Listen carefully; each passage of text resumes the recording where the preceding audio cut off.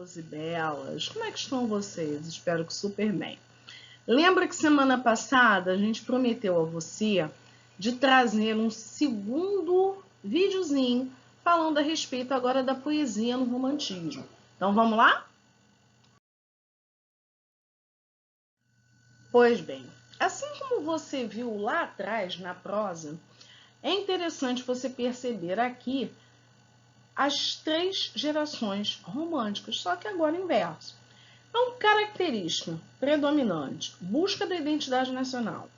Embora eles ainda tenham algumas construções advindas da Europa, você já tem a busca por uma identidade nacional.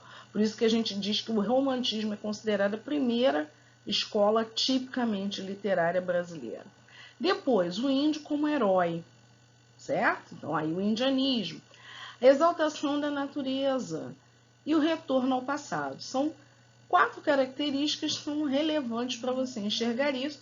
E o exemplo que a gente vai usar, Gonçalves Dias, Canção do Exílio. Antes disso, é interessante você perceber que os poetas dessa época são Gonçalves Dias, Gonçalves Magalhães, que em 1836, com os Suspiros Poéticos, dá o pontapé inicial para essa geração, e Araújo Porto Alegre, que não é apenas um nome de rua, também foi poeta do romantismo.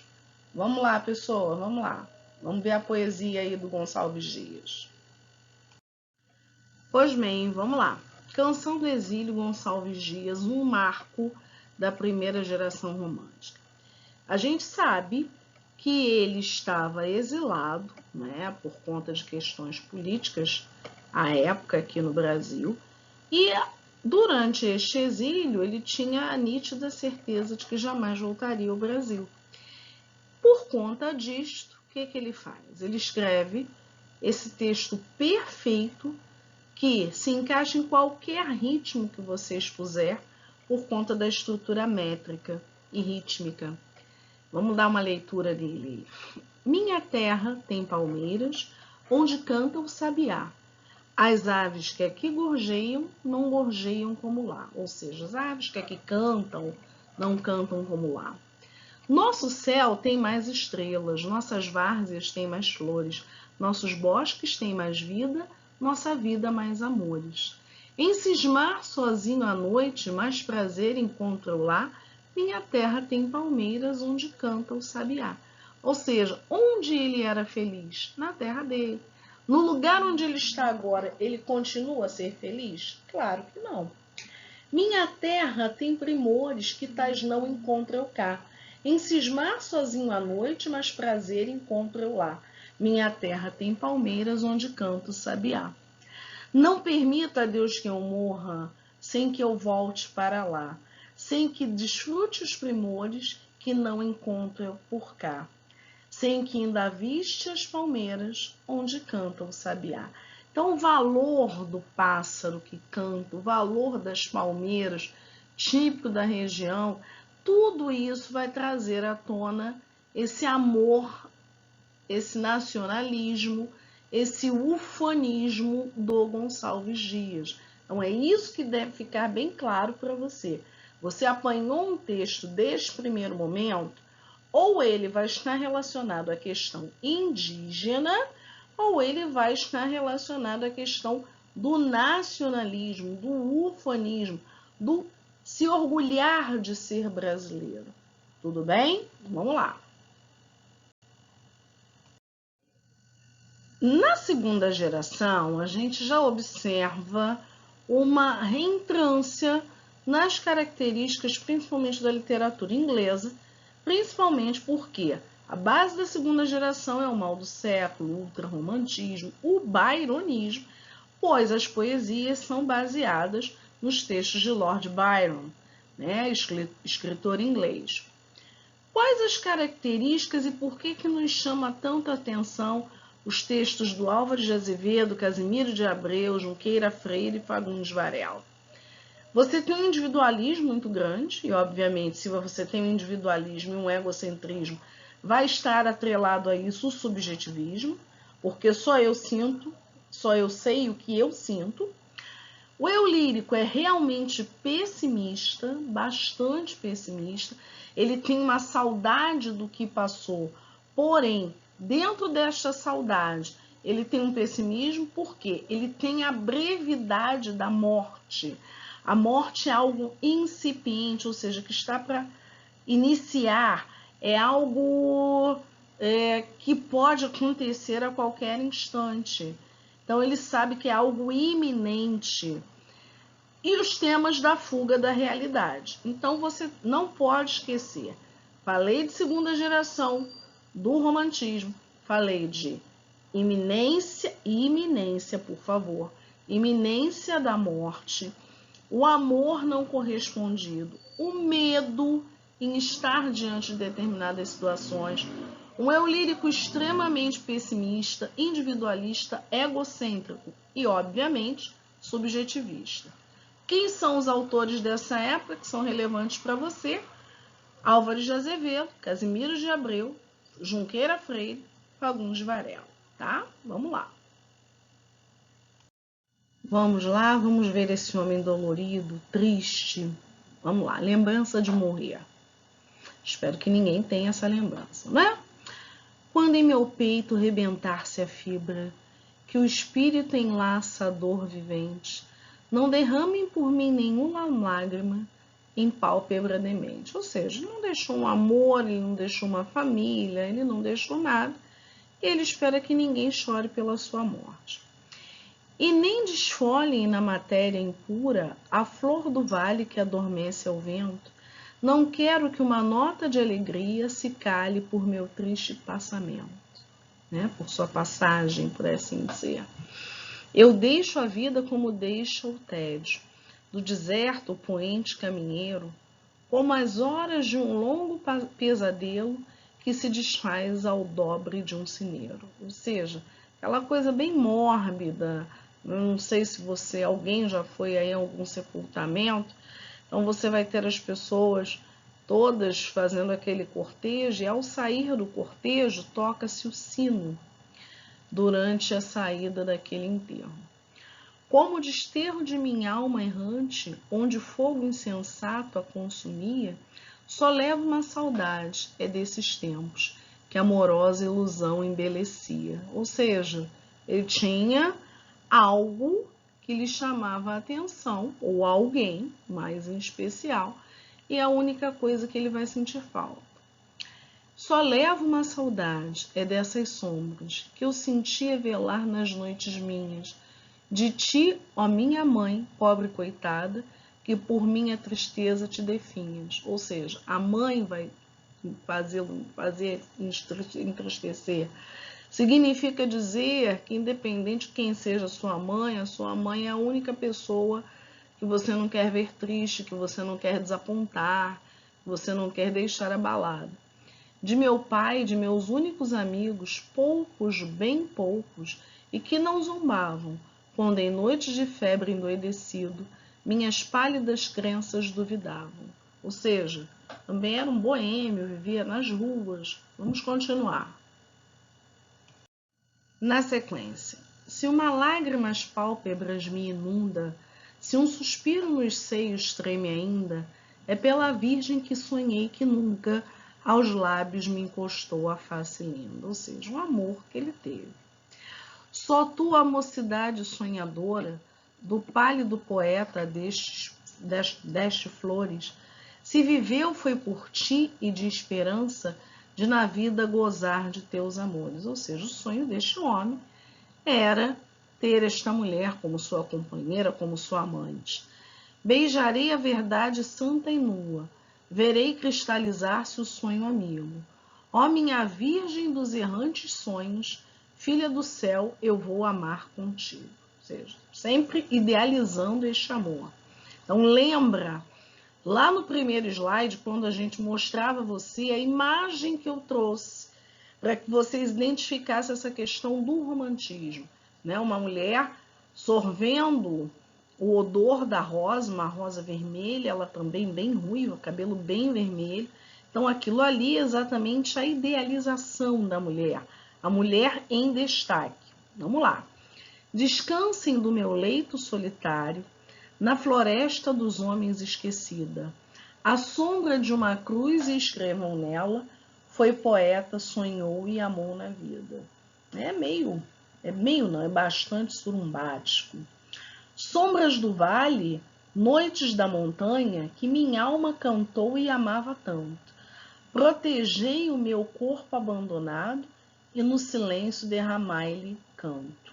Mas quando preludia a ave da aurora e quando à meia-noite o céu repousa, arvoredos do bosque abrir os ramos, deixai a lua prantear-me a lousa. Ou seja, onde estiver a lápide dele, quer que a lua chegue até lá. Então, essa coisa soturna, a questão da noite, bem relacionada com os poemas de Lord Byron. Não é o caso aqui da gente trazer a poesia byroniana para você, mas se você tiver a curiosidade, procure na internet algum poema de Lord Byron, principalmente quem lê em inglês é melhor ainda. Faça a leitura e identifique características da segunda fase do romantismo nos textos de Lord Byron. Terceira geração romântica. Eu não sei se até a metade do mês de maio nós vamos poder estar juntos. Porém, se nós estivermos juntos, esse é um momento na literatura do qual eu vibro muito para falar. Quando a gente fala da terceira geração romântica, principalmente na poesia, lembra você a questão da poesia social. E na época que o ícone dessa poesia social é Castro Alves, a gente não pode esquecer o Sousa Andrade, mas Castro Alves é o ponto básico. Então, é a chamada geração condoreira, ou seja, condor, ave que voa alto, ave de rapina. Então, a relação da liberdade, do voar bem alto, que era exatamente aquilo que não acontecia com os negros que vieram para cá. Outro momento, eu vou voltar a essa questão. Outro momento também interessante é o erotismo e o pecado. Então, veja Deus Teresa, eu acho que tem no seu módulo. E a negação do amor platônico. Eu não quero amor idealizado, eu quero amor carnal. Então, querendo ou não, você já está se encaminhando para a próxima escola literária, que é o realismo. O que me chama a atenção exatamente nessa terceira fase, ou terceira geração romântica? A questão da visão. Aí a gente faz uma citação a Victor Hugo. Você conhece, deixa eu ver o que você conhece, Os Miseráveis. Os Miseráveis do Victor Hugo você deve conhecer. Se você não conhecer o livro, se você não tiver lido o texto, né, a criatura que arranca os dentes para vender, para poder sobreviver, meio trágico, mas deve haver a representação na internet. Veja no YouTube, Os Miseráveis, Victor Hugo. Tá? Interessante se assistir. Mas aqui o que me chama a atenção? Me chama a atenção o navio negreiro. Professora, por que te chama a atenção o navio negreiro? Eu acho que não deu tempo de você saber disso. Mas aqueles que já foram meus alunos em algum lugar, eles sabem exatamente da minha posição no que tange a questão da escravidão no Brasil. Geralmente eu começo esta aula, quando eu estou em sala, dizendo ao aluno o seguinte: olha só, você não gosta de preto, você não gosta de, sei lá, homossexual, mulher, seja lá, vem a linha Bolsonaro. Então, se você não gosta de nada disso, eu lamento informá-lo de que se eu estou no seu país, né, até porque você é bem lourinho do olho azul, né, não tem ninguém misturado aqui, miscigenado aqui, aí vocês riem, né, porque se olhar para o lado vai ser raro você achar um lourinho do olho azul e não ter alguma característica africana ou indígena nesse lourinho do olho azul. E eu vou dizer a vocês o seguinte: o meu povo não veio para cá com o Roberto Carlos cantando num cruzeiro, esse cara sou eu. Não veio cantando Amada Amante, muito menos Emoções. Veio para cá em navios onde eles eram trazidos tais quais, sei lá, sacos de batata, sacos de ouro ou de alguma coisa, sem a mínima higiene, sem a mínima preocupação se estavam comendo, se estavam vivendo, se respiravam, porque vinham no fundo, no porão dos navios mesmo, de uma maneira bastante indigna, bastante desumana. E esta característica carregada de preconceito, ela se estabelece até hoje na vida de quaisquer negros. Então, quando você me vê, digamos, você chega à atividade uma primeira vez e você me encontra no portão. Até porque eu nunca andei nos saltos, né? Muito ouro, joia, etc.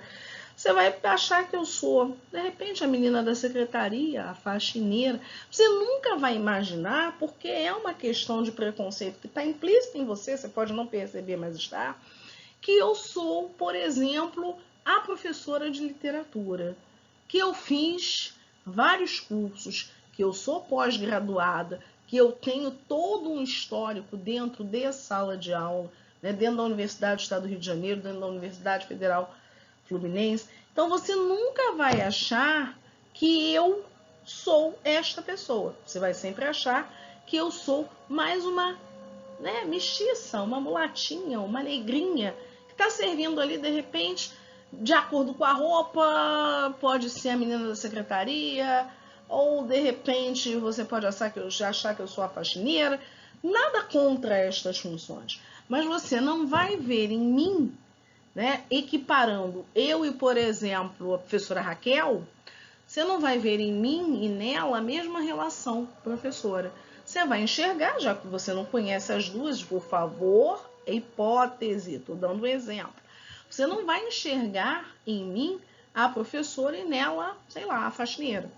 Então, isso aí é básico. Por quê? Ela é lourinha, cabelinho, olhinho verde, né? Clara. Eu não, eu sou mulata, olha aqui meu cabelo. Ó.